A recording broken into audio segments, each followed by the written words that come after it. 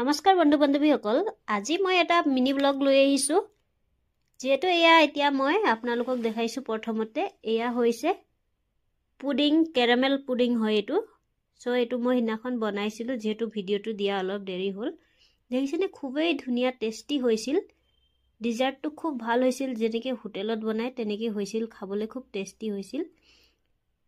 তাকে মই অলপ ভিডিও হাসি ৰাখিলো, আপোনালোকৰ লগতো শ্বেয়াৰ কৰো বুলি ভাবিলো। দেখিছেনে এয়া পেকেটটো মই আপোনালোকৰ আগত শ্বেয়াৰ কৰিছো। উইকফিল্ড এটো পুডিং মিক্স কেৰামেল। এটো লৈছে 60 रुपीस। দেখিছেনে প্ৰাইস ইয়াতে লিখা আছে। ধুনিয়াকে প্ৰাইস সমূহ সকলোখিনি ইয়াতে দিয়া আছে। তাৰপিছতে এইটো আছে 70 গ্ৰাম। তাৰপিছত এয়া মই এতিয়া পেকেটটো ওপেন কৰি ললো। তাৰপিছত ইয়াতে সকলোখিনি যিখিনি বনাবলৈ দিয়া আছে, যেনেকৈ বনাব লাগে সকলোখিনি ইয়াতে দিয়া আছে। তাৰপিছতে এয়া মই মিল্কখিনি বইল কৰি ললো। প্ৰথমতে মিল্কখিনি বইল কৰি অকমান ঠাণ্ডা কৰি ললো। মিল্কখিনি বইল হৈ যোৱা পাছত এতিয়া হৈ গল। মিল্কখিনি বইল কৰি অকমান ঠাণ্ডা হ'বলৈ দিলো। তাৰপিছতে আপোনালোকে কেনেকৈ বনাব সেইখিনি ৰেচিপি সাজেশনখিনি দিয়া আছে, তাতে পঢ়ি লৈ আপোনালোকে ধুনিয়াকৈ বনাবলৈ পাৰিব। দেখিছেনে পেকেটটোত কি থাকে সেইখিনি মই এতিয়া উলিয়াই এনেকৈ দেখুৱাই দিছো।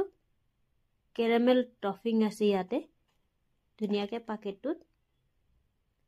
উইকফিল্ড এয়া দেখিছেনে এই পেকেটটো খুব ধুনিয়া ডিজাৰ্ট এটা হয়। আপোনালোকে যদি এবাৰ ট্ৰাই কৰা নাই, প্লিজ এবাৰ ট্ৰাই কৰি চাব পাৰে।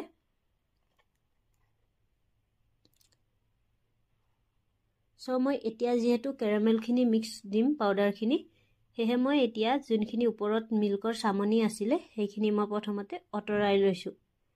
যেহেতু সেইখিনি লডা হলে খাবলৈ বেয়া হয়, সেয়ে মই সেইখিনি অতৰাই ললো ধুনিয়াকে।